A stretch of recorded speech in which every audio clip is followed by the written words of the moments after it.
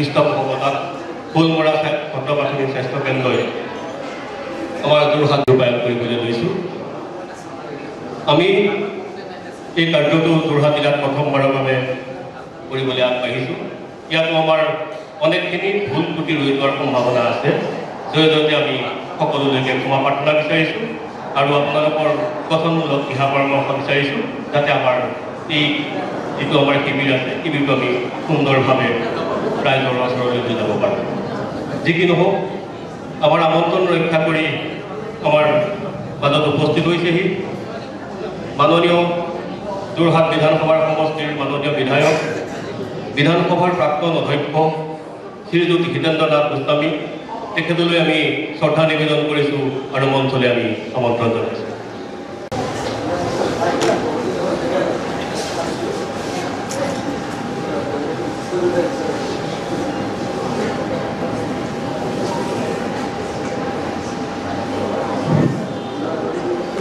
আমাৰ মাজত উপস্থিত আছে শ্ৰীযুত বিকাশ শইকীয়াদেৱ।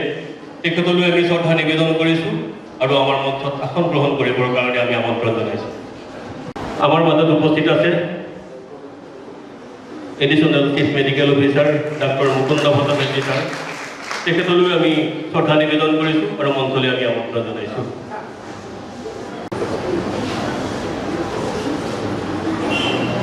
আমাৰ মাজত উপস্থিত আছে সৰোজনী বালিকা বিদ্যালয়ৰ প্ৰধান শিক্ষয়িত্ৰী শ্ৰীযুতা উৎপলা বৰা বাইদেউ।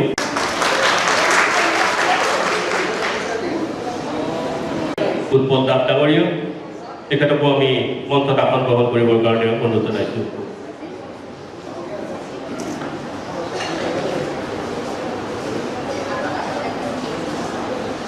বিধায়ক, অসম বিধানসভাৰ প্ৰাক্তন অধ্যক্ষ শ্ৰদ্ধেয় হিতেন্দ্ৰ নাথ গোস্বামীদেৱৰ উপস্থিতি আমাক উৎসাহিত কৰিছে আৰু এই সুযোগতে তেখেতক আমাৰ স্বাস্থ্য বিভাগৰ তৰফৰ পৰা আদৰণি জনাবৰ কাৰণে আমি আমাৰ মহকুমা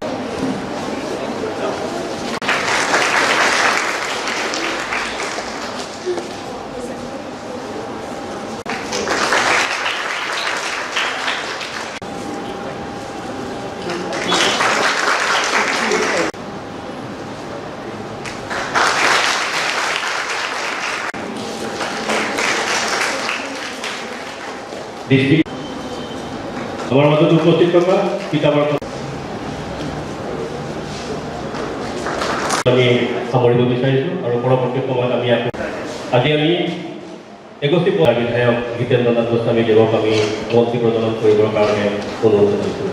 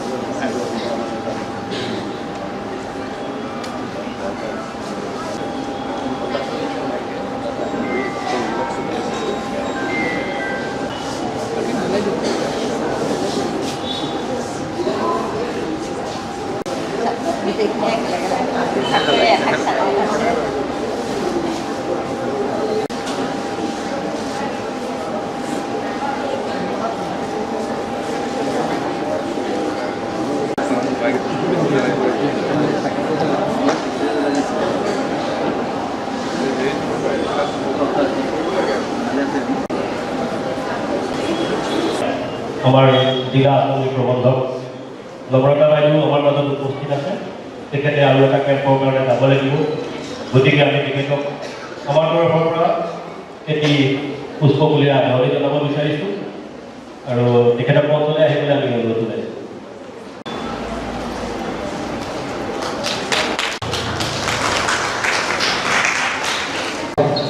আয়োজন হৈছে ইয়াত উপস্থিত থকা আমাৰ যোৰহাট বিধানসভা সমষ্টিৰ মাননীয় বিধায়ক মহোদয় শ্ৰীযুত হিতেন্দ্ৰ নাথ গোস্বামীদেৱ, আমাৰ তিয়ক বিধানসভা সমষ্টিৰ আমাৰ বিধায়িকা ৰেণুপমা ৰাজখোৱা, বাইদেউৰ ৰিপ্ৰেজেণ্ট কৰা আমাৰ শ্ৰীযুত বিকাশ শইকীয়াদেৱ, আমাৰ ইয়াত উপস্থিত থকা আমাৰ সৰোজিনী উচ্চ মাধ্যমিক বিদ্যালয়ৰ অধ্যক্ষা মহোদয়া, প্ৰমুখ কৰি আমাৰ সাংবাদিক, বিশিষ্ট সাংবাদিক আমাৰ শ্ৰীযুত উৎপল দাস মহোদয় আৰু অন্যান্য আমাৰ ইয়াত উপস্থিত থকা আমাৰ কলমৰা প্ৰাথমিক স্বাস্থ্য কেন্দ্ৰৰ মহকুমা চিকিৎসা স্বাস্থ্য বিষয়া ডাক্তৰ শ্ৰীমতী ৰঞ্জুমণি পাঠক, তেওঁকে প্ৰমুখ কৰি আমাৰ ইয়াত উপস্থিত থকা বিশিষ্ট চিকিৎসকসকল তথা আমাৰ DPME ইউনিটৰ সদস্যাসকল, তাৰপিছত আমাৰ ইয়াত উপস্থিত থকা বিশিষ্ট শিক্ষক শিক্ষয়িত্ৰীসকল তথা আমাৰ বিশিষ্ট সাংবাদিকসকল আৰু কণ কণ ল'ৰা ছোৱালীসকল তথা ইয়াত উপস্থিত থকা অন্যান্য সকলো ব্যক্তিকে আজি আমাৰ এই স্বাস্থ্য আৰু কল্যাণ যিটো শিবিৰ আয়োজন কৰা হৈছে তালৈ মই আন্তৰিকতাৰে আদৰণি জনাইছোঁ। আমাৰ যুটীয়া স্বাস্থ্য সঞ্চালক মহোদয় অন্য এখন সভাত ব্যস্ত থাকিবলগীয়া হোৱাৰ বাবে এই উদ্বোধনী ভাষণটো প্ৰদান কৰিবৰ বাবে মোকে দায়িত্ব প্ৰদান কৰা হৈছে। এতিয়া আপোনালোকে বহুতে হয়তো ইতিমধ্যে অৱগত হৈছে যে আমাৰ স্বাস্থ্য আৰু কল্যাণ যিটো শিবিৰ আমাৰ যিটো মহোৎসৱ হিচাপত চৰকাৰে আয়োজন কৰিছে, অসম চৰকাৰে, সেইটো আমাৰ প্ৰায় 3 মাহ জোৰা এটা কাৰ্যসূচী আমাৰ হ'ব। এই 3 মাহ জোৰা কাৰ্যসূচীত আমাৰ সকলো গাঁও পঞ্চায়ত তথা নগৰাঞ্চল আমি সাঙুৰি লৈ পেলাই স্বাস্থ্য আৰু কল্যাণ শিবিৰ আমি আয়োজন কৰিম। যোৰহাট জিলাৰ ভিতৰত আজি এইটো প্ৰথম আমাৰ আৰম্ভ কৰা হৈছে এই কলমৰা প্ৰাথমিক স্বাস্থ্য কেন্দ্ৰৰ অন্তৰ্গত সৰোজিনী উচ্চ মাধ্যমিক বিদ্যালয়ত। এতিয়া মই বিশেষ বহল নকৰোঁ, আমাৰ কাৰণ ইফালে আমাৰ কামখিনি আগবঢ়াব লাগে, গতিকে থুলমূলতে এইটো কৈছোঁ যে আপোনালোকে সকলোৱে অৱগত চাগে আমাৰ অসম চৰকাৰে বিভিন্ন ধৰণৰ কাৰ্যসূচী আমাৰ স্বাস্থ্য বিভাগত আমাৰ ইতিমধ্যে আমাৰ বহুত ধৰণৰ কাৰ্যসূচী চলাই গৈছে অসম চৰকাৰে। তাৰ ভিতৰত আমাৰ অসংক্ৰামক ৰোগৰ যিখিনি আমাৰ চিকিৎসা ব্যৱস্থা আছে, যিখিনি চিনাক্তকৰণ তথা চিকিৎসা ব্যৱস্থা তথাখিনি আৰু আমাৰ টীকাকৰণখিনি আৰু লগতে আমাৰ অন্যান্য বহুতো প্ৰগ্ৰেম আছে। RBSকে আৰম্ভ কৰি আমাৰ যক্ষ্মা নিয়ন্ত্ৰণ, আমাৰ কুষ্ঠ নিয়ন্ত্ৰণ কাৰ্যসূচী, এই গোটেইখিনি আছে। এই গোটেইখিনি বিষয়ে ৰাইজক অৱগত কৰাটোৱে আমাৰ মূল উদ্দেশ্য আৰু তাৰ যোগেদি আমি সজাগতা সৃষ্টি কৰিবলৈ বিচাৰিছোঁ। ৰাইজ সজাগ হ'লেহে এই কাৰ্যসূচীবিলাক আমাৰ ফলপ্ৰসূ হ'ব। গতিকে আমাৰ এই ধৰণৰ স্বাস্থ্য মেলাবিলাকৰ মূল উদ্দেশ্য হৈছে ৰাইজক সজাগ কৰা আৰু চৰকাৰৰ যিমানখিনি কাৰ্যসূচী আছে তাৰ বিষয়ে আমি অৱগত কৰিব লাগে, যাতে তেওঁলোকে তাৰ সুফল লাভ কৰিব পাৰে সেইটো। আৰু সেইধৰণে যাতে আমাৰ সমাজখনত সকলোৰে যাতে সুস্বাস্থ্য হয় আৰু ৰোগমুক্ত হয়, সেইটো এটা মেইন কথা। গতিকে আমাৰ যিটো প্ৰতিষেধক কাৰ্যসূচী আছে সেইখিনিক আমি বেছি গুৰুত্ব প্ৰদান কৰিছোঁ। ৰোগ চিকিৎসা কৰাতকৈ প্ৰতিষেধকটো যদি আমি কৰিব পাৰোঁ, প্ৰতিষেধকৰ যোগেদি কম খৰচতে আমাৰ সমাজখন ৰোগমুক্ত হৈ থাকিব পাৰে। গতিকে তাৰ উপৰি আমাৰ চিকিৎসা ব্যৱস্থাখিনি আছে। আজি আমাৰ যিটো শিবিৰ আছে, শিবিৰত আপোনালোকে ইতিমধ্যে আমাৰ শিবিৰৰ বিশিষ্ট চিকিৎসকসকল তাত আহি উপস্থিত হৈছে। আমি বিশেষজ্ঞ চিকিৎসক, অবিশেষজ্ঞ চিকিৎসক, আয়ুৰ্বেদিক আমি সকলোকে তাত আমি গোট খুৱাইছোঁ। আপোনালোকে সকলোৱে নিজৰ নিজৰ যিখিনি অসুবিধা আছে বা অসুখ বিসুখ আছে তেওঁলোকৰ পৰা দিহা পৰামৰ্শ ল'ব পাৰিব আৰু তাতে পৰীক্ষা পাতি আমাৰ যিখিনি সুবিধা আমি লৈ আনিছোঁ সেইখিনি সুবিধা আপোনালোকে ল'ব পাৰিব। আৰু ৰোগৰ চিকিৎসা আপোনালোকে তাতে ল'ব পাৰিব। তাৰ উপৰি যদি ইয়াত আমি চিকিৎসা যোগেদি আৰোগ্য কৰিব নোৱাৰা কাৰোবাৰ কিবা ৰোগ ধৰা পৰে, সেইটোৰ বাবে কোন ঠাইত কেনেকৈ যাব লাগিব তাৰ বাবে আমি ৰেফাৰেলৰ বাবে আপোনালোকক দিহা পৰামৰ্শ আগবঢ়াম। আৰু আপোনালোকে লেবৰেটৰী সুবিধাৰ উপৰিও বিনামূলীয়াকৈ আমাৰ ঔষধ পাতিখিনিও তাতে আপোনালোকে লাভ কৰিব। গতিকে গোটেই কাৰ্যসূচীটো এটা অতি এইটো আগতে যদিও আমাৰ স্বাস্থ্য মেলাবিলাক হৈ থাকে, কিন্তু এই স্বাস্থ্য মেলাখন অকণমান ব্যতিক্ৰমী হৈছে। ইয়াৰ লগতে যোগাৰ এটা কেম্প থাকিব, আমাৰ ইনষ্ট্ৰাক্টৰ আছে, আৰু তাৰোপৰি আমাৰ যিখিনি আমাৰ মেণ্টেল হেল্থৰ পৰা আৰম্ভ কৰি অন্যান্য সকলো কাৰ্যসূচী আমাৰ চৰকাৰীভাৱে যত যিখিনি আছে সেইখিনি গোটেই সুবিধাখিনি, আৰু বিশেষজ্ঞৰ ভিতৰত আপোনালোকে ENT, আই, গাইনী, মেডিচিন, ডেণ্টেল এইখিনি আপোনালোকে পৰামৰ্শ গ্ৰহণ কৰিব পাৰিব চিকিৎসকসকলৰ পৰা, আৰু সেইমতে আপোনালোকে চিকিৎসা ব্যৱস্থা আৰু অন্যান্য যিখিনি সুবিধা আছে সেইখিনি আপোনালোকে লাভ কৰিব। আৰু মই আশা কৰিছোঁ এইটো এটা আৰম্ভণিহে মাত্ৰ। যোৰহাট জিলাত প্ৰায় 100টামান আমি এনেকুৱা শিবিৰ আয়োজন কৰিম এই অহা 3 মাহ ধৰি পেলাই। গতিকে আপোনালোকৰ সহায় সহযোগ হ'লেহে আমাৰ শিবিৰসমূহৰ যিটো উদ্দেশ্য সেইটো সাফল্যমণ্ডিত হ'ব, আৰু চৰকাৰৰ যিখিনি কাৰ্যসূচী সেইখিনি ৰাইজে গ্ৰহণ কৰিব পাৰিব। গতিকে ইয়াত আহি পেলাই উপস্থিত হোৱা সকলোকে, আমাৰ বিশিষ্ট গণ্যমান্য ব্যক্তিসকল সকলোকে মই ধন্যবাদ জ্ঞাপন কৰিছোঁ। লগতে আমাৰ ইয়াত সভাখন যিখিনি অনুষ্ঠিত কৰাত সহায় আগবঢ়ালে তেওঁলোকক ধন্যবাদ জ্ঞাপন কৰিছোঁ বিশেষভাৱে।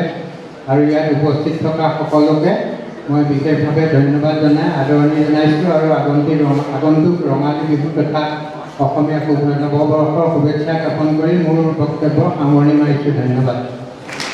আৰু তেখেতক আদৰণি জনাবৰ কাৰণে আমাৰ যিনি মই লৈ জানো ঠিক আছে। বিশ্ব যক্ষ্মা দিৱস হয়, ঠিক আছে। এই দিনটোত আমি ইয়াত আহি উপস্থিত হৈছোঁ। অসম চৰকাৰৰ বিভিন্ন প্ৰচেষ্টা চলি আছে, আৰু সেই চৰকাৰে এটা এইটো অংশ। আৰু এই সভাত উপস্থিত থকা আমাৰ ইতিমধ্যে উদ্যোধক ডাঙৰীয়া, আমাৰ তেখেত এডিশ্যনেল জইণ্ট ডিৰেক্টৰ মোৰ যদি ভুল হোৱা নাই, চিফ মিনিষ্টাৰ আমাৰ মোৰ ভাতৃপ্ৰতিম, আমাৰ দিয়ক বিধানসভা সমষ্টিত সকলো কাম এতিয়া পৰিচালনা কৰি থকা বিধায়কৰ হৈ বিকাশ শইকীয়া, মোৰ ভাতৃপ্ৰতিম বিকাশ শইকীয়া ডাঙৰীয়া, আমাৰ প্ৰধান শিক্ষয়িত্ৰী সৰোজনী স্কুল, আৰু মঞ্চত উপস্থিত থকা সকলোকে মই এড্ৰেছ কৰা নাই, ডক্টৰসকল আৰু যিসকল আছে সকলোকে মই সম্বোধন কৰিছোঁ। আৰু উপস্থিত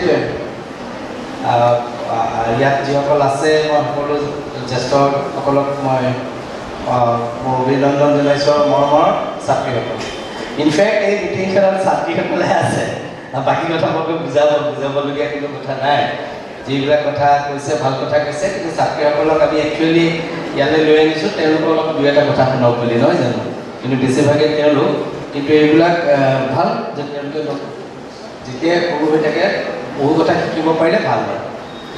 মই সেইকাৰণে বৰ বেছি দীঘল নকওঁ, উদ্বোধনটো মই মুকলি কৰা বুলি মই ঘোষণা কৰিব নোৱাৰাৰ বাবে মই ছাত্ৰীসকলক দেখিছোঁ কাৰণে কৈছোঁ যে এতিয়া যুগটোত কম্পিটিশ্যনৰ যুগ। সেইকাৰণে এই কম্পিটিশ্যনৰ যুগটোত সকলোৱে এটা বয়সলৈকে নিজৰ অধ্যয়নত ব্ৰতি থাকিব লাগিব। বহুত ধৰণৰ কথা আহিছে, আটাইতকৈ ডাঙৰ কথা হৈছে এইটো এটা ডাঙৰ বেমাৰ, কোনো ল'ৰা ছোৱালীয়ে এতিয়া সেইটো নোহোৱাকৈ থাকিব নিবিচাৰে। বহুত স্কুলত আজিৰ পৰা 15 বছৰৰ আগতে এটা বহুত যিবিলাক স্কুল চৰকাৰী স্কুল নহয়, বেচৰকাৰী স্কুল, এই মোবাইলটো বেন কৰিছিলে, এটলিষ্ট ক্লাছ 10লৈকে বেন কৰিছিলে। কিয় কৰিছিলে? ভাল কথা আছে, বেয়া কথা আছে। মই ছাত্ৰীসকলক ক'ম যে বেয়া কথাবিলাক মনটো পটককৈ এট্ৰেক্ট কৰে, ভাল কথাই এট্ৰেক্ট নকৰে। গতিকে বেয়া কথাবিলাকে বেছি চাই ল'ৰা ছোৱালীৰ মনবিলাক বেয়া হৈ যায়। সেইকাৰণে এতিয়া তোমালোকৰ বোলে ভাল মানুহ যদি হ'ব নোৱাৰা, তেতিয়াহ'লে আমাৰ দেশখনত যিমান এইবিলাক প্ৰচেষ্টা নচলাওক, ছাকচেছ কেতিয়াও নহয়। আমি মানুহবিলাক ভাল হ'ব লাগিব। আৰু বিশ্বত অকল আমাৰ ইয়াতে নহয় দেই, পৃথিৱীৰ বিভিন্ন দেশত এতিয়া বেয়া মানুহৰ সংখ্যাহে লাহে লাহে বাঢ়ি গৈছে। দ্য ৱে তেওঁলোকে যি ধৰণে কথা কয়, ইজনে সিজনক যি ধৰণে কথা কয় সেই কথাবিলাক ভদ্ৰলোকৰ ব্যৱহাৰ নহয়। মই কোনোবা এজন মানুহক বেয়া পাব পাৰোঁ, কিন্তু মই ৰাজহুৱাকৈ তেওঁক গালি পৰা ফেচবুকত কিবা আপলোড কৰা ক'ৰবাত অদৰকাৰীকৈ বহুত বস্তু হৈ আছে। আৰু পৃথিৱীখনত সেইকাৰণে মই এইবিলাক বৰ ভাল কাম হৈ আছে, কিন্তু এফালে পৃথিৱীখন কোনফালে যাব মই ধৰিব পৰা নাই। মই অলপ আগতে কৈছিলোঁ ৰাষ্ট্ৰপতি আমাৰ আটাইতকৈ বিশ্ব শক্তিশালী দেশ আমেৰিকাৰ ৰাষ্ট্ৰপতিয়ে যেতিয়া অন্যখন দেশৰ ৰাষ্ট্ৰপতি কিমান বেয়াকৈ কথা ক'ব পাৰে, মই কি ড্ৰেছ পিন্ধি আহিছোঁ তাৰ ওপৰত কথা ক'ব পাৰি, তাৰ পৃথিৱীখন কোনফালে গৈছে। আটাইতকৈ ধনী আটাইতকৈ পাৱাৰফুল ৰাষ্ট্ৰখনক ৰাষ্ট্ৰপতিক মানুহে বাছি দিছে, জনসাধাৰণে বাছি দিছে। মই কাৰো বিদ্যা ক'ব খোজা নাই, কিন্তু আমাৰ দেশখনতো সেই কথাবিলাকে হৈ আছে। এতিয়া মই ৰাজনীতি কৰা বহুত দিন হ'ল, মোৰ ঘৰত কোনেও ভাল নাপায় ৰাজনীতি বেয়া মনৰ জেগা বুলি কয়। কিয়? দেশখন পৰিচালনা ৰজাই নকৰে, দেশখন পৰিচালনা ৰাইজৰ প্ৰতিনিধিয়ে কৰে, আৰু ৰাইজৰ প্ৰতিনিধিবিলাকে ৰাজনীতিত সোমাবলগীয়া হয়। কিন্তু আজি ল'ৰা ছোৱালীবিলাকক যদি সোধে বেছিভাগে এইটো কথাটো নকয়, প্ৰফেশ্যনটোৰ কথা নকয়। আমাৰ দেশখন যদি ভালকৈ পৰিচালনা হ'ব লাগে, যেনেকৈ চেষ্টা কৰিছে, মই চেষ্টা কৰা নাই বুলি কোৱা নাই, পৰিচালনা হ'বলৈ আমি যিবিলাকে পৰিচালনা কৰোঁ আমাৰ মানুহবিলাকৰ চৰিত্ৰটো ভাল হ'ব লাগিব। মই এতিয়া তোমালোকক আগত পাইছোঁ, প্ৰধান শিক্ষয়িত্ৰী হ'লে বহুত ধুনীয়াকৈ হাত চাপৰি বুজাইছা, বাকী যিবিলাক আহিছে তোমালোকে কমকৈ হাত চাপৰি বুজিছা। কিয়? ইমান কৃপণ নে তোমালোক? বাইকলৈ ভয় কৰা বা দুদিনে দিগদাৰ কৰিব পাৰে। হা? সদায় সকলোকে সমানে দিবা। মই মূল্য বিচৰা নাই আকৌ দেই, মই তোমালোকৰ চাই আছোঁ কাকা মাৰি আছে, মই সূক্ষ্মভাৱে চাওঁ। তোমালোকৰ মনবিলাক বহল হ'ব লাগিব, বহল হ'ব লাগিব। বাইদেউলৈ যে হাত চাপৰি বাকীবিলাকলৈও হাত চাপৰি, হয় নহয়? ভুল কৰিছা নাই? নিজৰ ঘৰত মোৰ দেউতা মই বেছি ভাল পাওঁ লোকতকৈ, হয় নহয়? তেওঁক মই মাতৃতুল্য, মই বুজি পাইছোঁ, তোমালোকক বেয়া পোৱা নাই।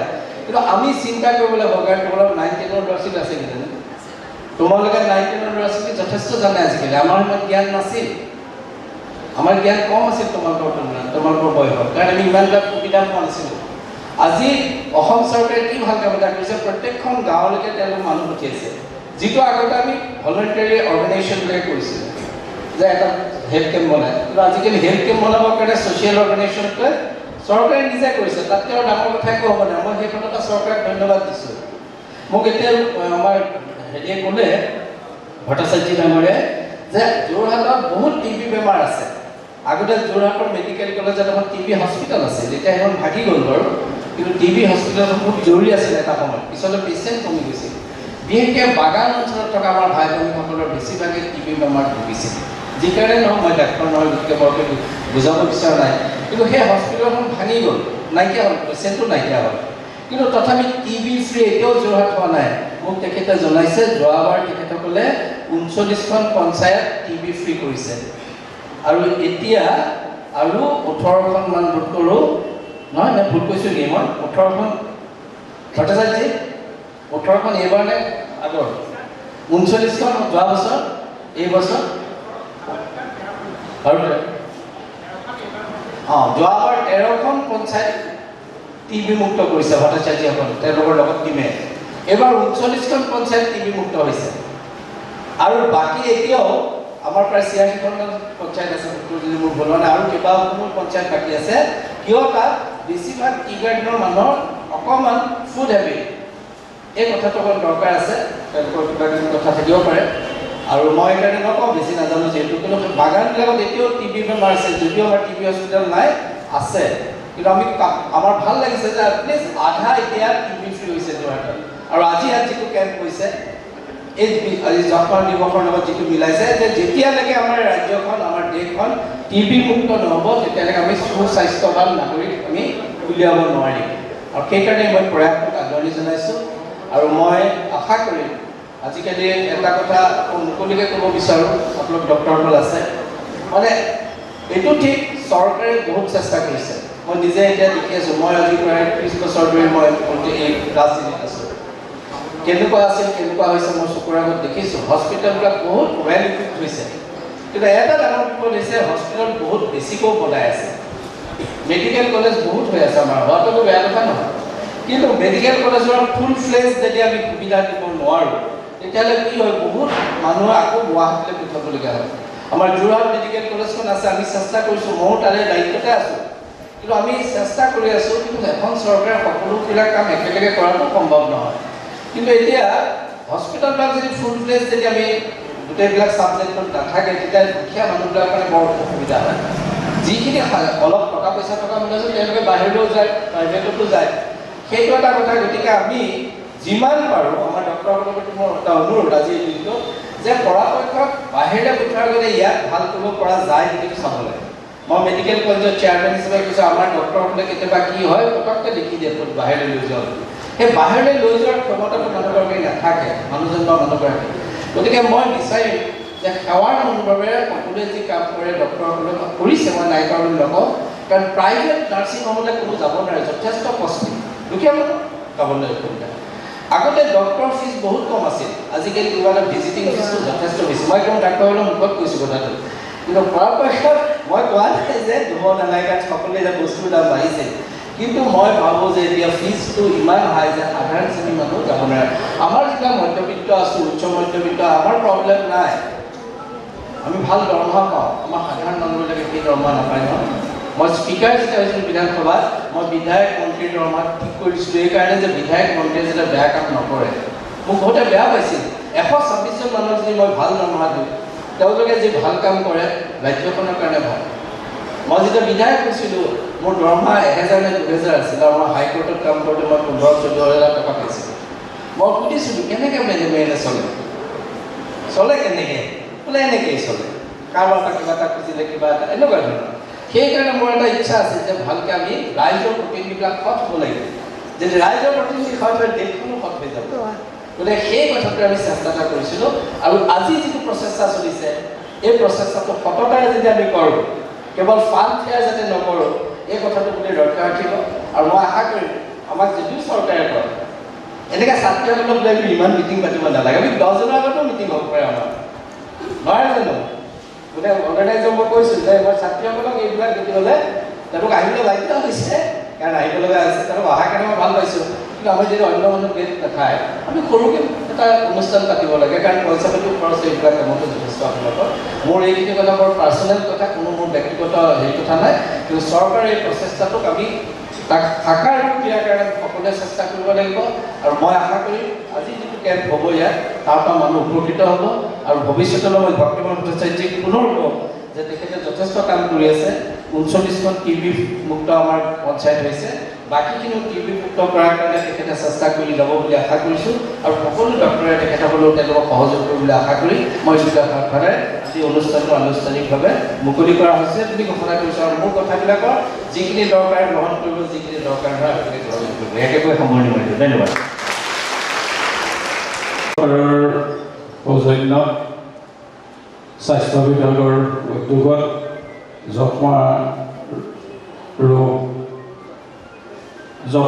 বিশ্ব যক্ষ্মা দিৱস উপলক্ষত আয়োজিত জিলাখনৰ বিভিন্ন প্ৰান্তত আয়োজন কৰিছে।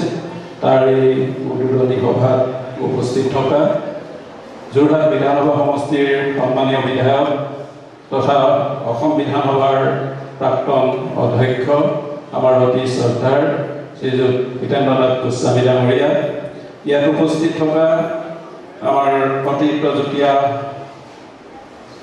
সঞ্চালক স্বাস্থ্য বিভাগৰ শ্ৰীযুত ডক্টৰ ভট্টাচাৰ্য ডাঙৰীয়া, ইয়াত উপস্থিত থকা আমাৰ সৰুজনী হাইস্কুলৰ সন্মানীয় অধ্যক্ষা মহোদয়াকে ধৰি উপস্থিত সন্মানীয় চিকিৎসকসকল, স্বাস্থ্য বিভাগৰ বিভিন্ন পৰ্যায়ৰ সন্মানীয় বিষয়া কৰ্মচাৰীসকল, আৰু উপস্থিত থকা আমাৰ অতি শ্ৰদ্ধা আৰু মৰমৰ ছাত্ৰীসকল, জয়তে আপোনালোক সকলোকে আমাৰ তৰফৰ পৰা আন্তৰিক অভিনন্দন জনাইছোঁ। ইতিমধ্যে অতিৰিক্ত যুটীয়া স্বাস্থ্য সঞ্চালক মহোদয় আজি সভাৰ উদ্বোধনী ভাষণত আজি সভাখনৰ তাৎপৰ্য সম্পৰ্কত বিভিন্ন দিশ ব্যাখ্যা আগবঢ়ালে। আমাৰ সন্মানীয় বিধায়ক তথা প্ৰাক্তন অধ্যক্ষ শ্ৰীযুত হিতেন্দ্ৰনাথ গোস্বামী ডাঙৰীয়াই সভাখনত কিছুদিন অৱলোকন কৰিছে আমি কি ধৰণে নিজক আমি এটা যাতে আমি সুস্বাস্থ্যৰ অধিকাৰী হ'ব পাৰোঁ নিজে, তাৰ বাবে কি ধৰণে সদায় সজাগ আৰু সচেতন হৈ থাকিব লাগে তাৰ ওপৰত বিশ্লেষণ কৰিছে। যোৱা সময়বিলাকত কিয় সমষ্টিৰ বিভিন্ন প্ৰান্তত যেতিয়া স্বাস্থ্য বিভাগৰ জৰিয়তে বিভিন্ন সজাগতা স্বাস্থ্য সজাগতা সভাসমূহ অনুষ্ঠিত কৰিছে, তাত মই উপস্থিত আছোঁ আৰু বিভিন্ন সভাত মই মোৰ নিজৰ অনুভৱ ব্যক্ত কৰিছোঁ। প্ৰকৃতাৰ্থত আমাৰ হিতেন্দ্ৰনাথ গোস্বামী ডাঙৰীয়াই কোৱাৰ দৰে আমি নিজৰ স্বাস্থ্যটোক লৈ কিমান সজাগ বা কিমান সচেতন, এই কথাটো আমি নিজক আচলতে সোধাৰ বেছি প্ৰয়োজন আছে। আপোনালোকে এটা কথা লক্ষ্য কৰিছে যে মই আজি ইয়াত সভাখনত উপস্থিত আছোঁ, ইয়াতে উপস্থিত থাকিব লাগিছিলে কিয় সমষ্টিৰ বিধায়িকা মহোদয়, কিন্তু তেখেত উপস্থিত থাকিব পৰা নাই। কিয় থাকিব পৰা নাই? ক'ৰবাত কিবা এটা গণ্ডগোল আছে। মই গণ্ডগোল অন্য গণ্ডগোল নহয়, স্বাস্থ্য সম্পৰ্কীয় কিছু কথাৰ কাৰণে তেখেত থাকিব পৰা নাই। মই সভাত বহুতেই আজি আমাৰ মাননীয় বিধায়ক মহোদয়ৰ লগত কিছু কথা আলোচনা কৰিছিলোঁ হেল্থ ৰিলেটেড। আচলতে কি পৰিৱেশৰ মাজত কি ধৰণে আজি আমি এটা বিভিন্ন প্ৰত্যাহ্বানৰ সন্মুখীন হৈছোঁ। মই কিছু কথা মই কেতিয়াবা সভাবিলাকত খুলি কওঁ, এই হেল্থ ৰিলেটেড যিবিলাক সভা থাকে, আমি নিজে কি ধৰণে আজি ভুগি আছোঁ, আমাৰ পৰিয়ালটোৱে কি ধৰণে ভুগি আছোঁ, ক'ত ভুল হৈ গৈছে। মই সেইকাৰণে সভাবিলাকত কেতিয়াবা কওঁ যে আমি নিজেই নিজক স্বাস্থ্যৰ ক্ষেত্ৰত সদায় সচেতন হ'ব লাগে আৰু উপযুক্ত সময়ত যদি উপযুক্তভাৱে আমি চিকিৎসা কৰাওঁ, আৰম্ভণিতে যদি আমি যদি চিকিৎসকৰ পৰামৰ্শ লওঁ, চিকিৎসকৰ অধীনত যাওঁ, তেতিয়াহ'লে নিশ্চিতভাৱে কোনোটো অসুখে আচলতে মই ডাঙৰ বুলি নাভাবোঁ। মোৰ ব্যক্তিগত এইটো অনুভৱ। মই সেইকাৰণে মাননীয় বিধায়ক মহোদয়ক কিছু কথা কৈছোঁ, মোৰ নিজৰ অনুভৱ। আজি ইয়াতে আমাৰ মাননীয় বিধায়ক মহোদয়ে কৈছে যে আমাৰ ছাত্ৰীসকল আহিছে আৰু অন্যান্য ব্যক্তি ইয়াত উপস্থিত থকা হ'লে ভাল আছিল, কিন্তু থকা নাই। মই ক'বলৈ বেয়া নাপাওঁ, আজি যদি এখন অৰুণোদয় দিয়া আঁচনি দিয়াৰ সভা হ'লহেঁতেন, ইয়াত মানুহ থাকিবলৈ জেগা নাইকিয়া হ'লহেঁতেন। নহয় বাৰু আপোনালোকে কওকচোন, হয় নহয় বাৰু কথাটো? কিন্তু আমি নিজৰ স্বাস্থ্যটোক লৈ কিন্তু কোনো ইমান সচেতন নহয়। কিন্তু যেতিয়া আমি স্বাস্থ্যটো একেবাৰে ভাগি পৰে, আমাৰ বেমাৰ একেবাৰে আগুৰি ধৰে, তেতিয়া আমি বিভিন্ন হস্পিটেলে কিন্তু বা ডক্টৰৰ ওচৰত আমি ঘূৰি থাকিবলৈ অলপো কুণ্ঠাবোধ নকৰোঁ। আৰু সেই সময়ত আমাৰ লাগিলে চব সৰ্বস্ব শেষ হৈ যাওঁ, তেতিয়া আমি খৰচ কৰিবলৈ চিন্তা নকৰোঁ। গতিকে এইটো খুব এটা বেয়া লক্ষণ। আৰু আমি বিশেষভাৱে আমাৰ এৱাৰনেছ প্ৰগ্ৰেমবিলাকত মই কেইবাখনো সভাত এই কথাবিলাক কৈছোঁ।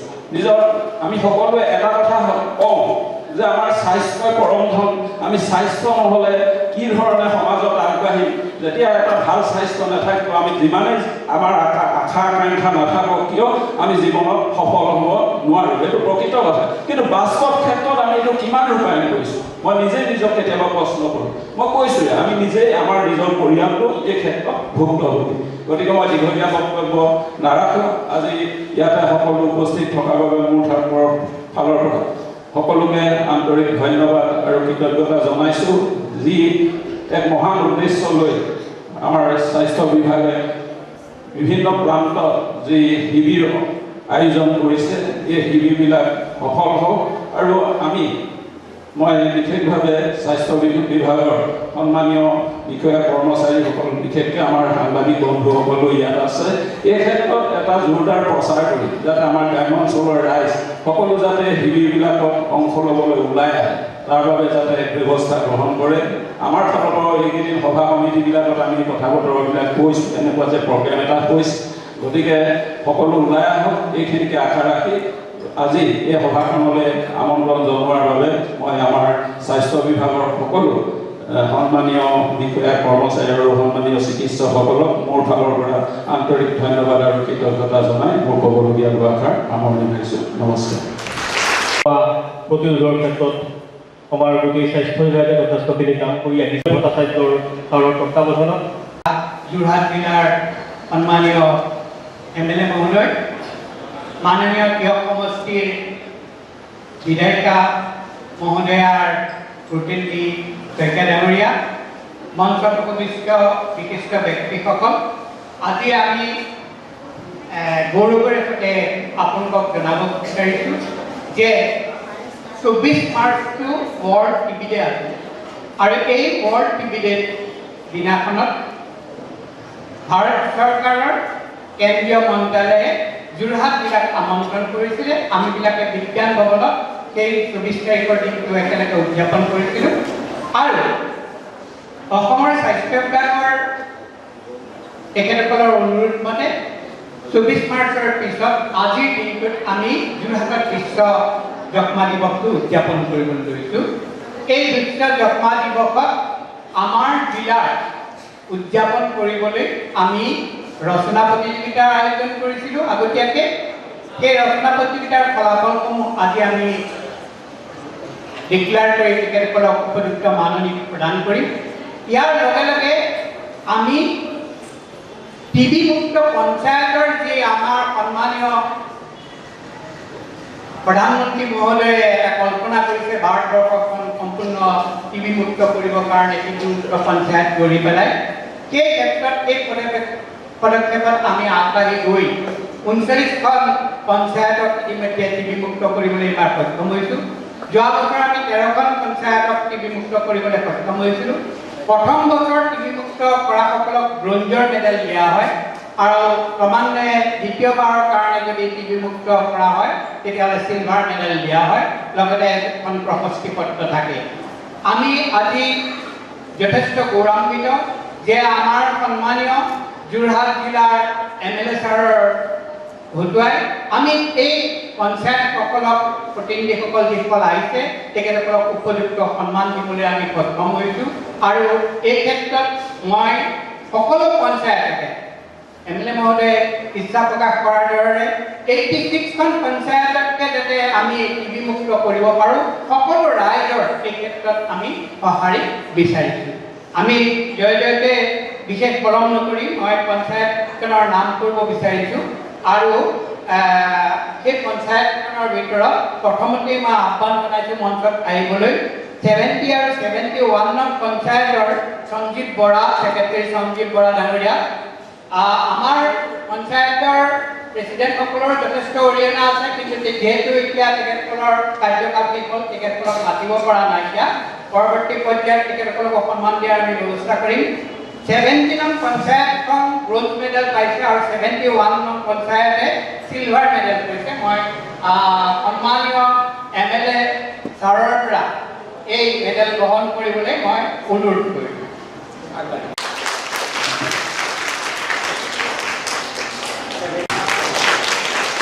59 আৰু 52 মই আমি 48, 49, 62 উদয় শৰ্মা ডাঙৰীয়াক মই মঞ্চলৈ আহিবলৈ অনুৰোধ কৰিলোঁ।